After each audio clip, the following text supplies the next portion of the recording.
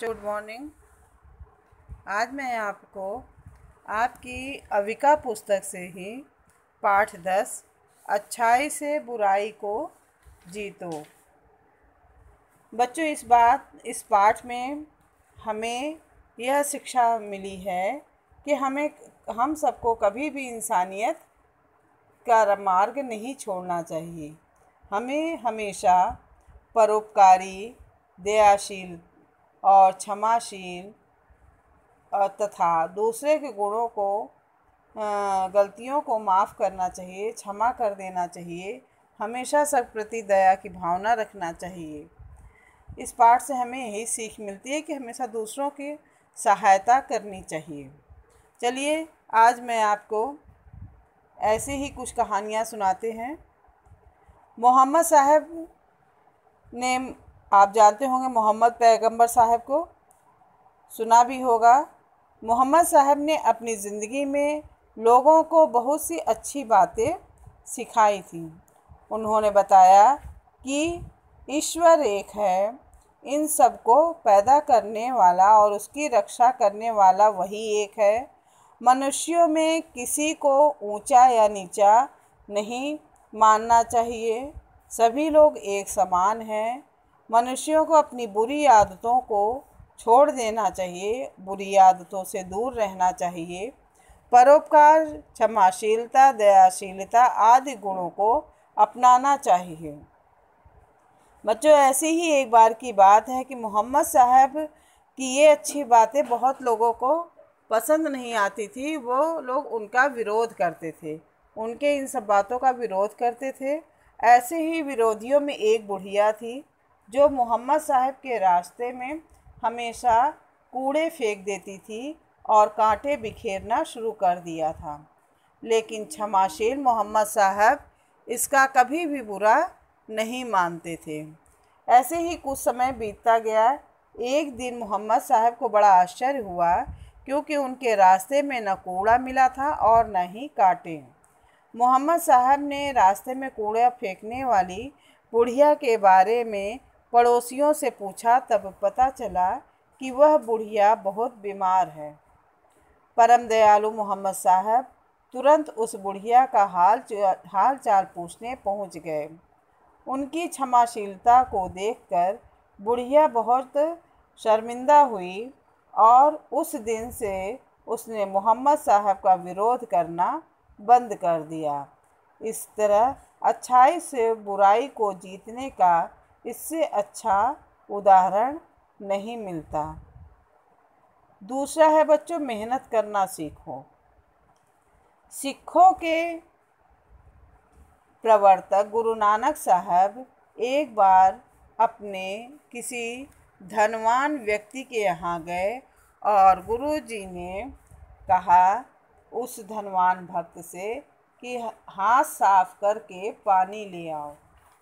भक्त ने तुरंत उनकी आज्ञा का पालन किया और हाथ को अच्छे से पानी से धोया। फिर चांदी के गिलास को मांजकर पानी ले आया।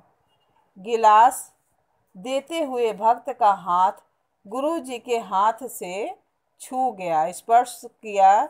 गुरु जी पानी लिए बिना उससे बोले, उस धनी भक्त से कहा कि तुम्हारे हाथ तो साफ नहीं है। भक्त को यह सुनकर बहुत ही आश्चर्य हुआ। उसने अपनी सफाई दी। गुरु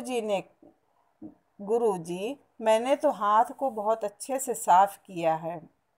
तब गुरु जी यानी गुरु नानक जी ने अपने उस भक्त को समझाते हुए कहे कि पानी से धोकर ही हाथ साफ नहीं हो जाते हैं। मैंने देखा तुम्हारे हाथ बहुत ही मुलायम हैं। इसका मतलब है कि तुम अपने हाथों से काम नहीं करते हो, सारे काम नौकरों से करवाते हो। याद रखो, हाथ साफ तभी कहलाते हैं जो कठोर मेहनत करते हैं, अपने हाथों से काम करते हैं। इसलिए तुम भी अपने हाथों से अपना काम किया करो, तभी तुम्हारे हाथ साफ कहलाएंगे। बच्चों, जो मनुष्य अपना काम स्वयं नहीं करता, हमेशा दूसरों पे डिपेंड रहता है, वह उसका काम कभी भी समय पर नहीं होता।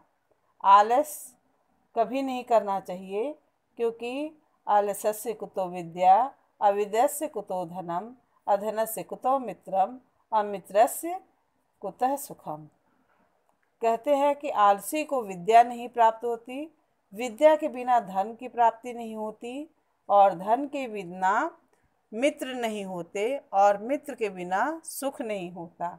मतलब सब कुछ विद्या से ही प्राप्त होती है। इसलिए आप पढ़ाई में भी आलस मत करिए, पढ़ाई करिए। तीसरा आपने कहानी दिया बच्चों, दूसरों की गलतियों को क्षमा करना सीखो। बहुत पुरानी बात है। सैकड़ों लोगों की हिंसक भीड़ में एक महिला उनके घेरे में खड़ी थी। असहाय महिला रो रही थी। उसके आंसू देखकर किसी को भी दया नहीं आ रही थी। भीड़ में से एक व्यक्ति बोला, मारो इसे। फिर सारी भीड़ चिल्लाने लगी, हाँ इसको मारो, यह पापिनी है। महिला कांप उठी। वह अपनी जान बचाने की प्रार्थना करने लगी कि कोई उसकी जान बचा ले, लेकिन वह हिंसक भीड़ महिला को मारने के लिए पत्थर लेकर तैयार हो गई।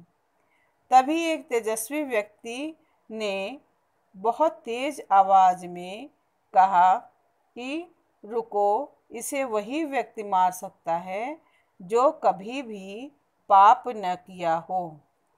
पहला पत्थर उस औरत को वही मारेगा, उस महिला को जिसने कभी भी अपनी जिंदगी में पाप न किया हो।